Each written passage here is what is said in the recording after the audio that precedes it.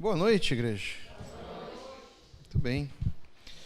Eu convido você a ir abrindo a sua Bíblia, lá no livro de Marcos, capítulo de número 11. Livro de Marcos, capítulo de número 11. Hoje pela manhã nós tivemos o primeiro date do ano, como nós chamamos aqui o nosso encontro de casais.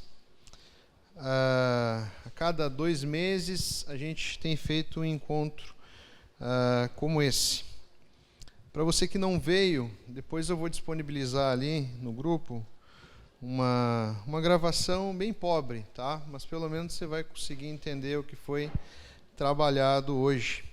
E ali atrás, tem algumas caixinhas ali com panfletos, é onde a gente coloca o dízimo também. Tem umas folhinhas que nós utilizamos pela manhã. Então, se você tiver interesse, você pode retirar uma folhinha ali e aguardar o vídeo durante a semana. O vídeo não, o áudio. Amém? Muito bom. Nós estamos numa série aqui na igreja chamada Forasteiros. Nós paramos ela durante 2 semanas. Nós tivemos o Family Day, depois nós tivemos a Páscoa, correto? Na última mensagem, nós começamos a falar sobre uma das características do forasteiro, ou seja, do discípulo de Jesus, é a fé. Então, se você não viu a primeira mensagem, recomendo que você assista todas. Você vai estar inteiraço aí do que nós temos trabalhado. Todas as mensagens, elas estão conectadas. A nossa última mensagem está mais conectada ainda porque nós partimos o texto ao meio. Nós começamos a falar sobre fé, nós vimos fé nesse texto aqui, linkamos também com Hebreus, e nós paramos no verso número 22 aqui, e hoje nós vamos dar prosseguimento ao texto, tá bom? Na última mensagem, nós vimos que a nossa fé, ela deve ter como alvo, ter como objeto, da nossa fé, unicamente, exclusivamente, Jesus Cristo. Nós vimos que uma fé verdadeira é uma fé que produz frutos. O fruto do Espírito. É fruto de arrependimento. Então, um fruto que é o amor. Nós também vimos que não devemos viver uma religiosidade vazia, assim como o povo estava vivendo ali nos tempos de Jesus. E sim, nós temos que ter uma fé que frutifique. Amém? Vamos orar antes de nós seguirmos aqui? Obrigado, Deus. Muito obrigado, Pai, pela Tua graça, pelo Teu perdão.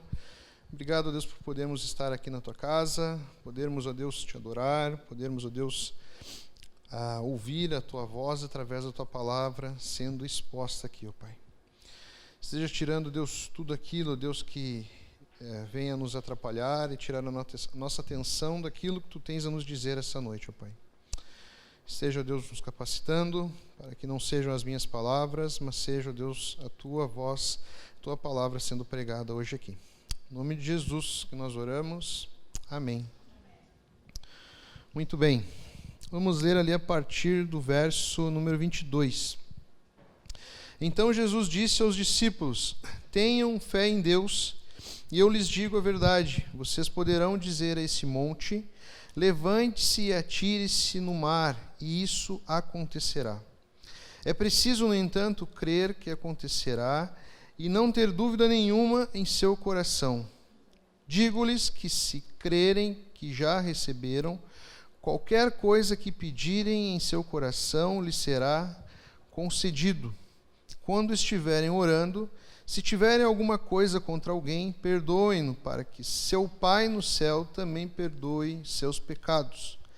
Mas se vocês se recusarem a perdoar, seu Pai no céu não perdoará seus pecados. Amém? Muito bem. Já vou avisando a você que talvez você saia dessa noite frustrado, decepcionado com aquilo que você esperava ouvir aqui nessa noite. Esse texto é muito tentador E esse texto nos faz acreditar que nós somos capazes de fazer qualquer coisa que nos venha à cabeça, qualquer coisa que nos venha à nossa mente. Eu vou pedir licença para vocês para falar novamente algo que aconteceu comigo alguns anos atrás. Talvez você já tenha ouvido essa história, talvez você não tenha ouvido, mas é a primeira vez que eu vou contar no texto certo. Então, ouça. Mas na época que eu estava no seminário, me preparando para o ministério, eu recebi uma mensagem, uma ligação de um jovem pedindo para conversar comigo. E, bom, logo eu pensei que fosse algo relacionado a namoro, a relacionamento e tal. E aí, num domingo à tarde, eu lembro que eu marquei com ele de nós nos encontrarmos em uma praça. Aí, nos encontramos em uma praça. Quando eu estava me aproximando da praça, eu já consegui visualizar ele de uma certa distância. E eu vi que ele estava sentado num banco e meio que brigando com ele mesmo, meio desesperado, né? meio choroso, né? Aí eu, de longe, eu já fui me preparando, né? Esse aí está sofrendo. Eu vou ter que ter um pouco de paciência com o menino, né? Aí cheguei lá, eu lembro que ele fazia assim, como se ele estivesse falando com alguém. Eu já fiquei mais preocupado ainda. Cara, acho que o nível aqui é outro. Aí eu me sentei, e aí esse jovem falou o seguinte: pastor, ele me chamou de pastor já. Eu queria conversar com você, porque eu acho que tem alguma coisa errada comigo. Eu ouvi do pastor da minha igreja, ouvi que se nós tivermos fé, nós podemos mover montanhas. Eu ouvi do meu pastor que o que nós pedirmos, se nós crermos e não duvidarmos, nós vamos receber. Ele começou a falar que tinha um culto durante a semana, um culto da resposta, tipo um culto da conquista. Ele começou a falar que todo culto ele ia, ele não faltava nenhum culto, todo culto ele colocava lá o seu pedido, colocava lá o seu alvo, colocava ali o seu desejo. E esse jovem estava naquela época de fazer vestibular, prestar concurso. E ele começou a me dizer que ele era um excelente cristão, ele era muito religioso, ele não faltava nenhum culto, ele servia na igreja com bastante entusiasmo, ele chegava cedo, ele era o último a sair. Começou a me dar um relatório ali de toda a dedicação. Porém, pastor, quando chegou na época das provas, ele tinha feito uma série de provas lá, tanto para vestibular quanto para concurso. Eu fui fazendo as provas com certeza que eu iria passar, com certeza que Deus iria me dar essa vitória, essa conquista. Porém, eu não passei em nenhuma prova. Eu não passei em nenhum concurso. Pastor, tem algo errado comigo. Ele estava num nível tão grande de desespero, eu conto e as pessoas não acreditam. Mas ele estava num nível tão grande de desespero e frustração, que ele estava sentado no banco daquela praça, e ele apontava para uma pedra que tinha na praça, e dizia assim: move pedra, move. Em nome de Jesus, move pedra. Quando ele me falou isso, eu olhei bem para o rosto dele, para ver se ele não estava brincando comigo, mas eu vi que era verdadeira, a frustração dele era verdadeira, o desespero dele, as lágrimas dele eram verdadeiras. Eu, imaturo, sem muito o que fazer, sem muito o que dizer naquele momento, me perdi em alguns segundos dizendo a Deus: dá uma movida nessa pedra, por favor, só para ele não se sentir tão mal e tal.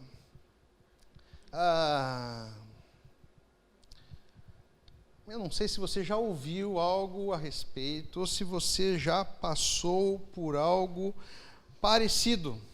Esse texto ele é muito usado pelo que nós chamamos, né, de teologia da prosperidade, nós chamamos de... Hoje ela tem uma nova roupagem, é a teologia do coach. Também algo que nós chamamos como uma teologia triunfalista, ou seja, que o ser humano ele tem que triunfar sobre todas as coisas. Não há tempo ruim, o crente ele não sofre, o crente ele não tem derrota, o crente não fica doente, o crente não tem dor. E se tem alguma coisa errada com o crente, ele está em pecado. E se o crente não alcança o que ele quer e o que ele coloca como alvo, tem algum problema com ele, ou seja, ele não tem fé suficiente. Então, a fé por aí, ela é medida. E aí nós vemos falsos profetas que se colocam aí como super homens de Deus e que vão fazendo esse joguinho, e eles se colocam títulos e posições que Deus não tem nada a ver com isso, se colocam como apóstolos, se colocam como anjos, se colocam como homens especiais, e ainda tem a cara de pau de dizer para as pessoas que eles conseguem fazer essas maravilhas, esses milagres, porque eles têm uma fé que está num nível superior. E aí apontam para as pessoas dizendo, você tem que ter mais fé, você tem que crer mais. Alguns aí colocam a questão financeira no jogo, você tem que investir para você ter o retorno em fé. E aí eles vão fazendo o que querem com as pessoas, o que querem com a fé das pessoas. Interessante que esses mesmos homens que são leões dentro das suas igrejas, que são muitas vezes teatros, e ali eles fazem o que querem, aonde eles estavam na pandemia? Aonde que eles estavam? Se eles podem determinar as coisas, se eles podem fazer o que querem, onde é que eles estavam? Eu creio, meus irmãos, que até aqui é uma metáfora, dentre muitas metáforas que nós já vimos, e o texto aponta para muitas metáforas. Para o povo judeu, a pedra, o monte, era algo inamovível. Era um problema, um grande problema que se colocava na sua frente, um grande obstáculo.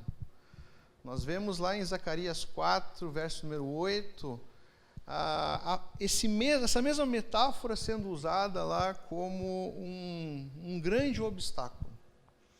Eu creio, meus irmãos, que Deus ele capacita os seus servos para fazerem maravilhas, assim como capacitou os discípulos. Os discípulos, por terem fé em Deus, foram capacitados pelo Espírito Santo e eles faziam milagres, eles faziam maravilhas. Eu creio que Deus tem poder para mover qual seja o obstáculo que você tenha na sua vida. Eu creio que Deus tem poder para curar o que for. Eu creio que Deus tem poder para fazer o milagre que for. Eu não duvido do poder de Deus. Agora, a gente esquece de uma coisa muito importante. A Bíblia ela não se contradiz. E a Bíblia ajuda a entender a própria Bíblia. A Bíblia explica a Bíblia.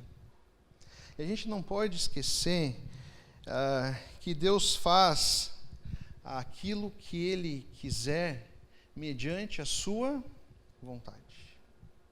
O texto não está nos dando permissão e liberdade para nós fazermos aquilo que nos vem à cabeça.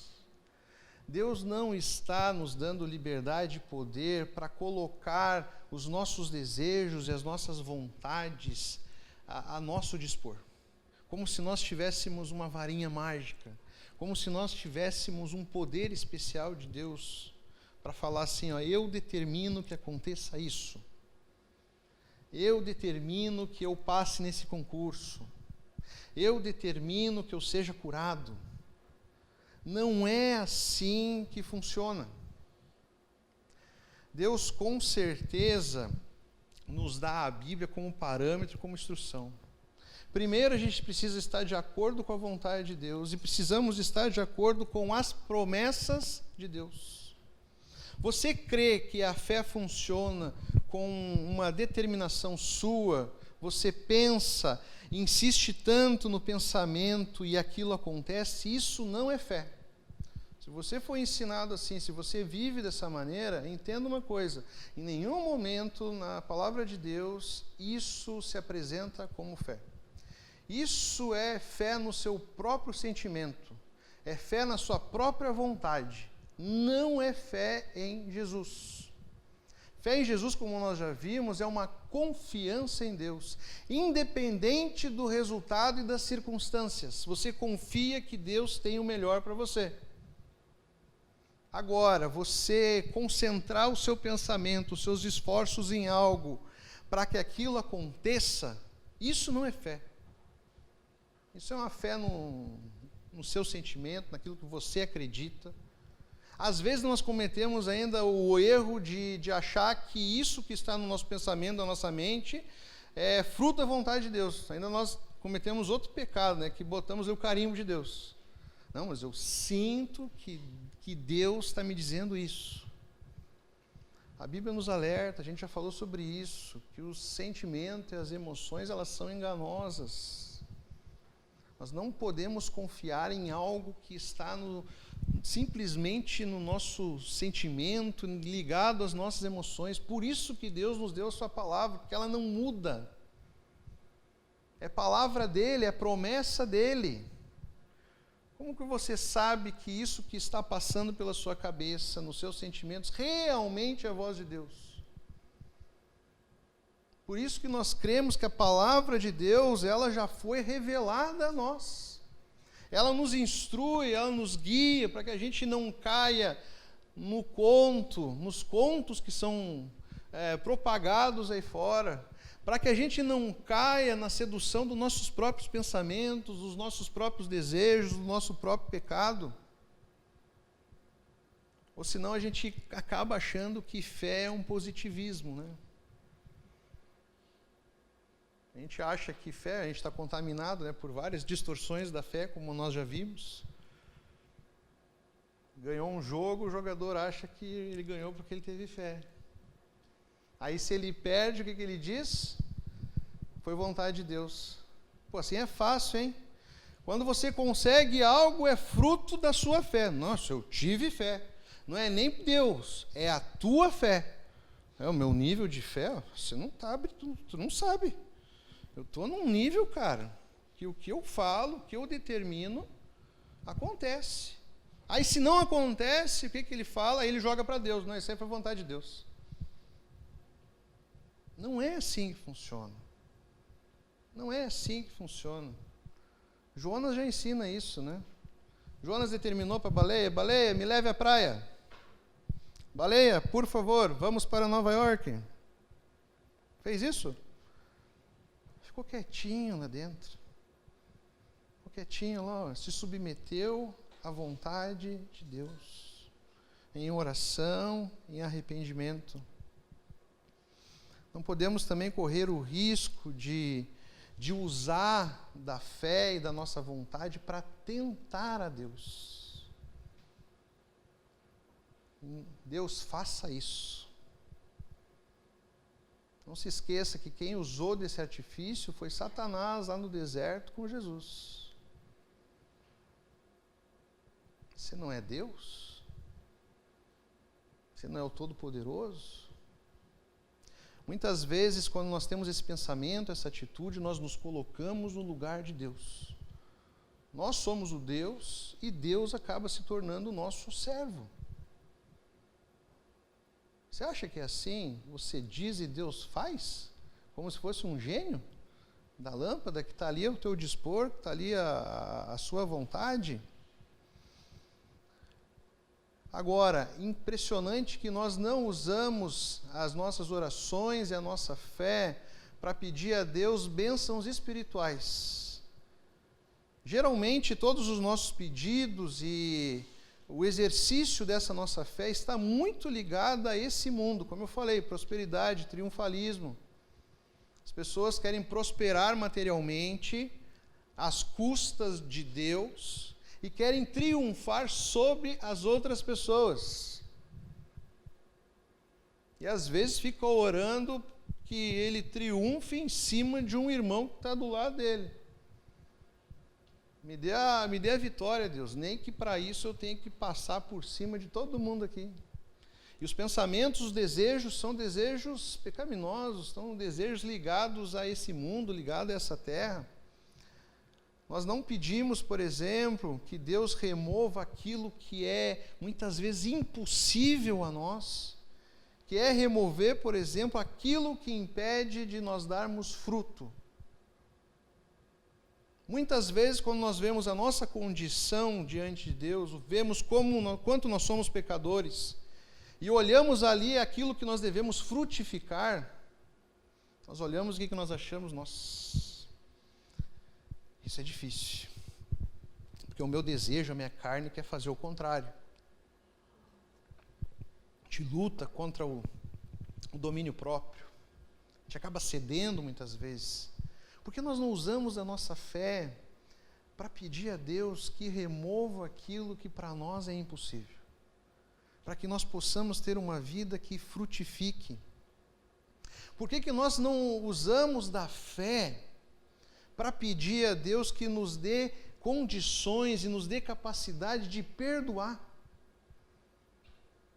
Nós vimos hoje, o primeiro tema hoje do nosso date foi a questão da comunicação entre os casais. Nós vimos ali o desafio do perdão, algo que deve estar presente dentro dos nossos relacionamentos. E muitas vezes perdoar se apresenta como um obstáculo e como um monte intransponível. Por que nós não temos fé e rogamos a Deus que tire aquilo que nos impede de exercer o perdão? O contrário de confiar em Deus é não confiar em Deus, é viver ansioso, temeroso pelo futuro, é focar nas nossas condições, é focar na nossa capacidade de esquecer do que Deus é capaz. Por que nós não oramos para que Deus tire a nossa ansiedade e fortaleça a nossa fé nele?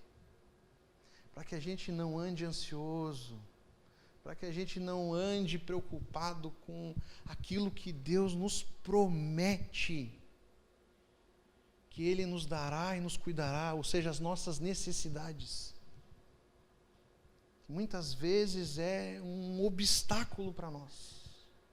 E são bênçãos espirituais que Deus derrama sobre a nossa vida. Deus se coloca a nós como objeto da nossa fé, para que nós tenhamos uma vida de confiança nele. A fé ela não pode ser depositada, a fé ela não pode ter como alvo qualquer outra coisa. Uma fé verdadeira, uma fé genuína é somente a fé que está apontando para Jesus.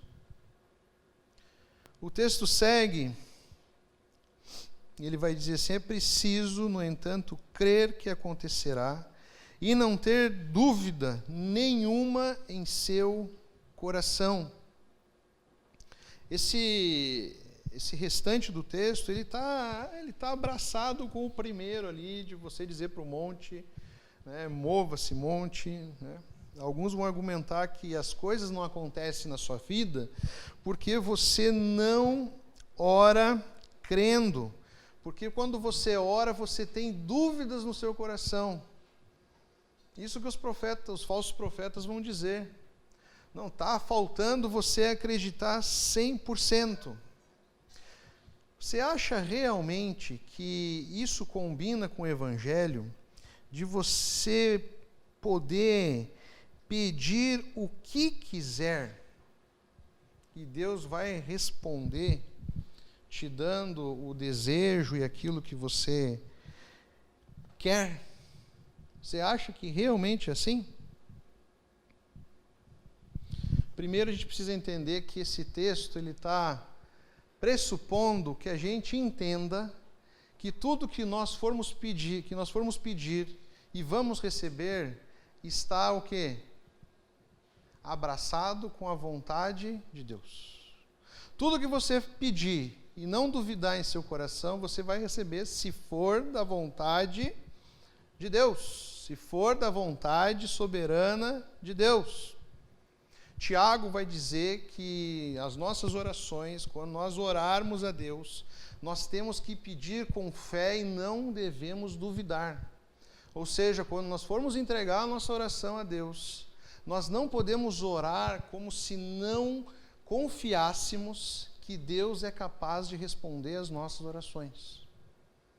Não está dando uma brecha aqui para você colocar aí os seus desejos, fruto da sua vaidade, do seu querer. Ele precisa sempre andar com a vontade de Deus. Então, quando nós orarmos, nós temos que confiar que Deus é capaz de responder a nossa oração. Não podemos ter dúvidas. E outra, nós precisamos pedir coisas que sejam da vontade de Deus. Eu acredito que quando nós temos intimidade com Deus, quando nós caminhamos diariamente com Deus, e nós temos fé em Deus, e essa fé cada vez é uma fé mais sólida, mais firmada, nós acabamos tendo entendimento daquilo que é vontade de Deus. E nós não estamos preocupados se Deus vai responder ou não a nossa oração. Porque nós cremos que, independente da sua resposta, Deus está respondendo da maneira com que Ele se agrada e da maneira com que Ele sabe que é melhor para nós. Isso é ter fé, é descansar em Deus, é confiar que Deus tem o melhor para nós. 1 João 5,14 vai dizer que essa é a confiança que temos ao nos aproximarmos de Deus. Se pedirmos alguma coisa de acordo com a sua vontade, Ele nos ouve. Se pedirmos alguma coisa de acordo com a sua vontade, Ele nos ouve. Inúmeras vezes eu já usei esse exemplo e vou usar mais uma vez. Você lembra do espinho na carne de Paulo? Você lembra? Paulo orou 3 vezes ao Senhor que retirasse esse espinho na carne. É muito provável, os teólogos têm quase um consenso aí que isso deva ser uma doença, uma enfermidade que Paulo tinha, e essa enfermidade castigava muito Paulo. Era uma enfermidade que atormentava o apóstolo Paulo. Paulo determina, Paulo exige, Paulo usa do seu nível de fé. Ele pede a Deus. E a resposta de Deus é bem clara. Não. A minha graça te basta. Nós temos uma dificuldade muito grande de aceitar o não de Deus. A gente prefere confiar em nós mesmos do que confiar no não de Deus. A minha graça te basta. Ou seja, Paulo, você não precisa dessa cura. É forte isso, né? O que nós aprendemos com isso? Que muitas vezes, quando nós oramos a Deus para que nos cure, às vezes a vontade de Deus é que Ele não traga a cura. Talvez a vontade de Deus, o melhor que Deus está vendo para nós naquele momento, é que a gente conviva com aquela enfermidade. Ele tem algum propósito que nós não sabemos, ou Ele quer nos ensinar alguma coisa com aquela enfermidade. É forte isso, né? Essa mensagem não vai ter like. Ela vai ser bem pobrezinha. Paulo recomendou para Timóteo vinho para os problemas estomacais dele. Não falou para Timóteo, ora aí e fala lá para Deus, lá, ó, Deus, não quero sofrer. Então, Paulo usava ali do vinho para trabalhar problemas estomacais que ele tinha. Nós vemos o próprio Paulo em Filipenses dizendo ali que ele aprendeu a viver no pouco e aprendeu a viver no muito.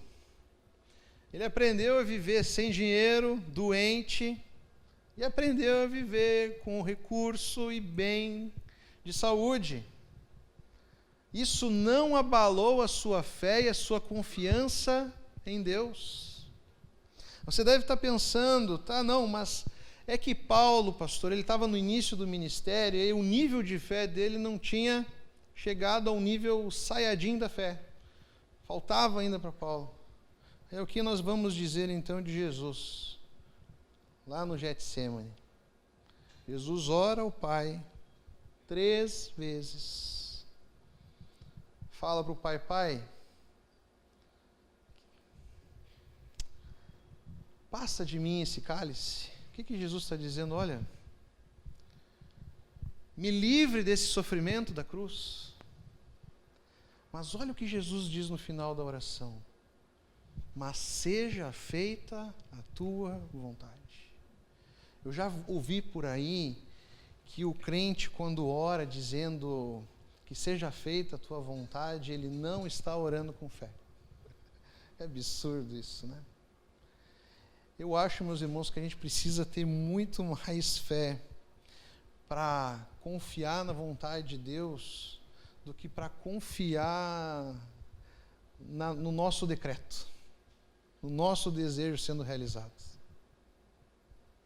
Mas nós temos uma facilidade muito grande de confiarmos nos nossos próprios sentimentos e na fé em nós mesmos. E nós somos facilmente iludidos pelos nossos feitos. Ou achamos que aquilo que acontece ao nosso redor é fruto dos nossos feitos. João 15:7 vai dizer: se vós estiverdes em mim e as minhas palavras estiverem em vós, pedireis tudo o que quiserdes e vos será feito.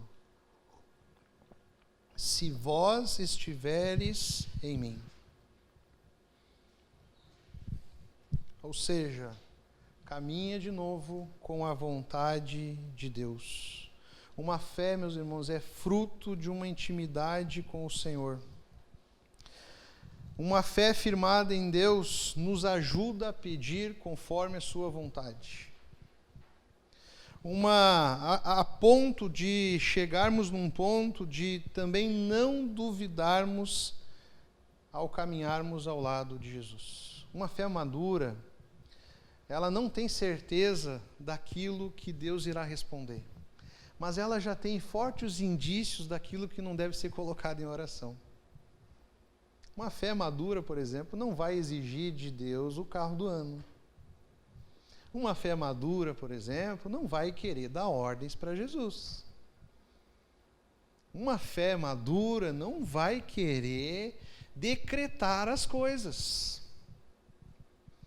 Uma fé madura de alguém que caminha com Deus vai saber o mínimo ali daquilo que Deus deseja que esteja nas nossas orações. Amém? Depois a gente vai ver o finalzinho do texto.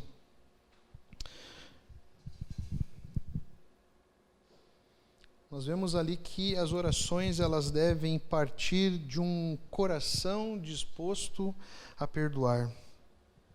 Meus irmãos, uma fé verdadeira é uma fé que recebeu o perdão de Jesus e uma fé que pratica o perdão.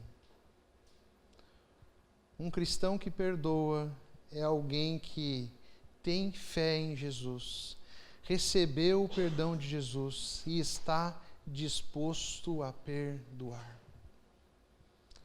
Perdoar não é um empecilho para ele, porque ele sabe que o perdão de Jesus é fruto de algo imerecido. Não foi uma conquista nossa na cruz, pelo contrário. Jesus estava lá por causa dos nossos feitos, por causa dos nossos pecados. Não havia mérito nenhum em nós. E Ele derramou o seu perdão ali na cruz. Tomou o nosso lugar. E o nosso chamado como cristãos é viver uma fé que não seja uma fé vertical somente, mas que seja uma fé o quê? Horizontal. Deus vai nos chamar de mentirosos quando nós dizemos que amamos a Ele, mas nós não exercemos o amor ao nosso próximo. O texto vai dizer que as nossas orações não são ouvidas quando nós temos algo a ser resolvido com o nosso próximo. Versículo 25. Quando estiverem orando, se tiverem alguma coisa contra alguém, perdoem-no para que o Pai no céu também perdoe seus pecados. Mas se vocês se recusarem a perdoar, seu Pai no céu não perdoará os seus pecados. O texto do Pai Nosso vai dizer o quê? Perdoa as nossas dívidas, assim como temos perdoado os nossos devedores. E a reflexão que fica para nós nessa noite: nós temos perdoado aqueles que nos devem alguma coisa? Não é só questão financeira.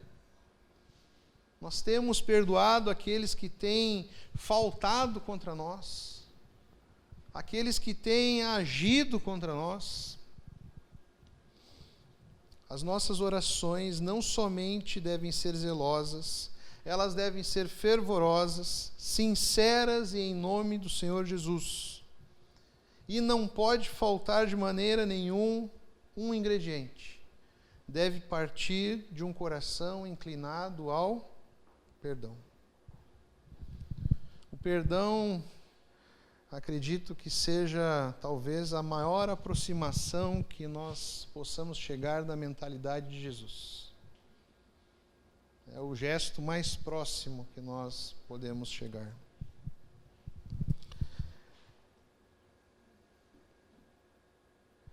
Onde não tem relacionamento horizontal, inexiste um relacionamento vertical.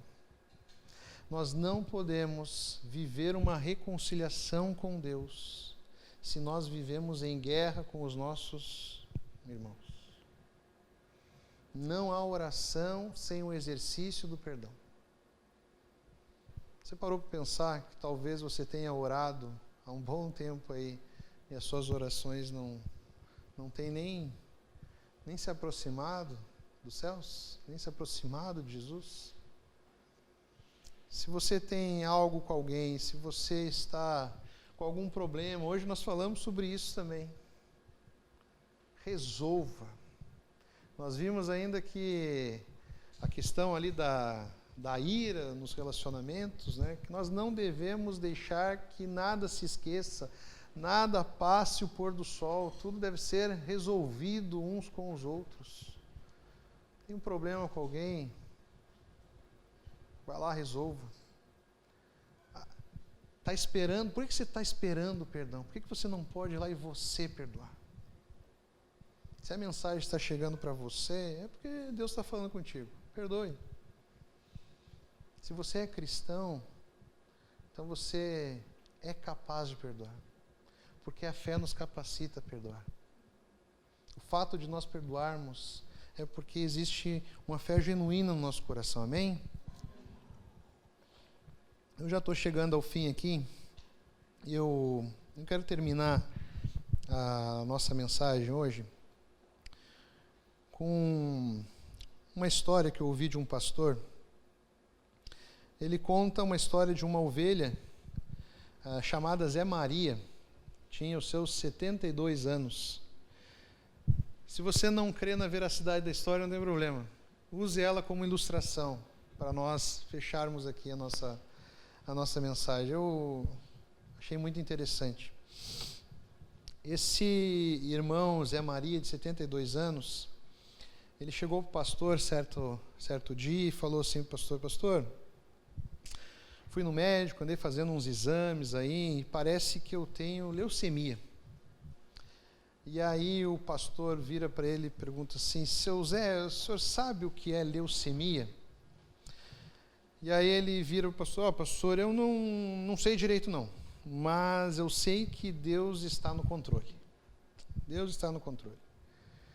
E aí passou-se um tempo, o seu Zé Maria foi fazer os exames, foi constatado lá que realmente ele tinha a leucemia, e foi constatado também que ele teria que fazer uma série de quimioterapia. E aí o pastor esperou passar um tempo para ver como que ia se dar a situação, e aí fazia já uns 5 dias que ele estava numa ala do hospital voltado ao câncer, onde ele estava ali fazendo uma série de químio. Então ele ficava lá internado durante um bom tempo. Aí o pastor, preocupado, foi até ele, para visitar ele, para ver como é que ele estava. Aí quando o pastor chegou lá, aquele homem estava lá no seu leito, sentado, com uma Bíblia no colo, lendo a Bíblia. Tinha mais umas 2 pessoas internadas com ele. E aí quando o pastor vai se aproximando, o Zé Maria olha de longe e fala assim: pastor, que bom que o senhor veio. Olha, aqui está uma bênção. Está uma bênção. Eu tenho pregado o evangelho todos os dias aqui. Aquela pessoa ali, aquele irmão ali, creu em Jesus. O outro lá, creu em Jesus. Os enfermeiros aqui, as enfermeiras, elas me dão sempre um tempo para poder compartilhar do evangelho. Pastor, eu estou muito feliz, pastor. Olha que bênção, pastor. Aqui é um campo missionário, pastor. Eu estou num campo missionário. Olha, essa químio, pastor, é uma bênção. Aí o pastor, preocupado com ele, né? Deixa eu orar por você. Aí ele assim: ore mesmo, pastor, para que Deus me use mais e que mais pessoas creiam no evangelho, pastor. Mas e a leucemia, seu Zé? Deus está no controle, pastor. Deus está no controle. Foi passando o tempo, o seu Zé, mesmo fraquinho, mesmo sem os cabelos já, muito enfraquecido, se arrastando, não deixou de frequentar a igreja, e cada vez que ele chegava para assistir os cultos, ele estava cada vez mais fraquinho e debilitado. E mesmo assim, ele ia até a igreja e ele pediu oração pelo quê? Pelo campo missionário. Ele estava tão fraco, ele estava tão abatido, que a esposa dele chegou para o pastor e falou assim: pastor, eu acho melhor o senhor já adiantar o culto fúnebre. O senhor já vai preparando aí. Ele não vai durar muito tempo.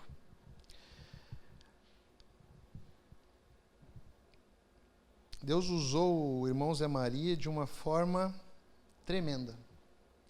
E algo que eu destaquei na história que o pastor conta é que ele dizia: não é uma doença ou tratamento que vai impedir que eu viva para a glória de Deus. Onde Deus me colocar, vou proclamar o evangelho. Passou alguns anos, esse pastor reviu o irmão Zé Maria, depois de uns 5 anos.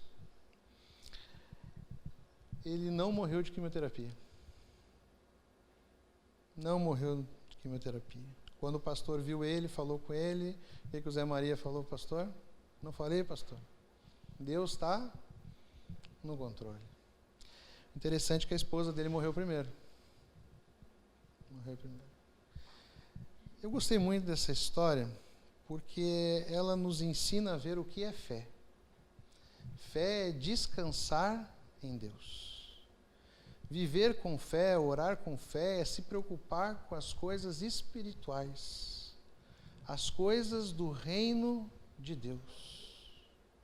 Nós não estamos aqui nesse mundo à toa. Deus não nos colocou aqui à toa. Ter fé em Deus é descansar que, independente da resposta de Deus, seja sim ou não, seja respondendo à nossa vontade ou não, é confiar que Ele tem o melhor para nós. É confiar que Deus está no controle de todas as coisas. É olhar para o noticiário, é olhar para a movimentação política do nosso país, é olhar para a economia do nosso país e não se abalar. Porque a nossa fé não está nos homens, não está nesse mundo, a nossa fé está em Deus. Não importa o que vai acontecer, não importa qualquer ação que o homem terá nesse mundo, a nossa vida pertence a Deus, a nossa vida está nas mãos de Deus. Tudo nesse mundo, cada homem que tem o seu poder, tem o seu cargo, não importa se é presidente da China, dos Estados Unidos, não importa quem seja, está debaixo de algo que é tremendo, a soberania de Deus. Deus está acima de todos. Deus está no controle de todas as coisas. Por mais que o não doa, por mais que o não seja aquilo que nós queremos, e eu sei que isso é complexo. Eu sei que isso é complexo. Quando a gente fala, por exemplo, de Deus responder não a uma cura, isso envolve muita coisa. Mas o cristão, ele descansa e ele confia que Deus tem o melhor para ele. É muito melhor ter a vida nas mãos de Deus do que ter a vida todo dia escapando sob os nossos dedos, derretendo nas nossas mãos. Não importa o que você faça, se você tentar manter controle sobre a sua vida, sabe o que vai acontecer? Nada. Você não vai conseguir ter controle sobre nada. Nós não sabemos o que vai acontecer daqui a 1 segundo, 2 segundos, 1 minuto. Por isso que a gente não deve ficar ansioso. Porque nós não sabemos o que irá acontecer amanhã. Mas Deus sabe. Me diz algo, pastor, para a gente poder descansar realmente nisso. O monte é um obstáculo, é algo intransponível para o judeu. Jesus venceu a morte. Jesus, ali no Monte do Calvário, venceu algo que era impossível a nós. Foi o verdadeiro milagre. O cumprimento de uma promessa feita por Deus. O justo dando a vida pelos injustos. Perdoando os nossos pecados. Fazendo aquilo que era impossível. Nos dando condições de termos fé nele e descansarmos nele. Eu te diria mais, não para por aí. Esse mesmo Deus que prometeu e veio, ele fez outra promessa. Ele vai voltar. Como eu falei já na outra mensagem, a fé é certeza. E só há certeza nas promessas de Deus. Deus cumpre o que diz, Deus cumpre o que fala. E ele vai voltar e vai buscar a sua igreja. Todo aquele que nele crê não irá perecer, irá viver eternamente ao lado de Jesus. Amém? Nós possamos descansar no nosso Deus. Um Deus que age e não falha. Um Deus que fala e cumpre. E um Deus que não nos abandona. Ele pode não nos tirar do vendaval, mas Ele caminha conosco. Ele vivo está e vive no coração daquele que crê. Amém? Vamos orar?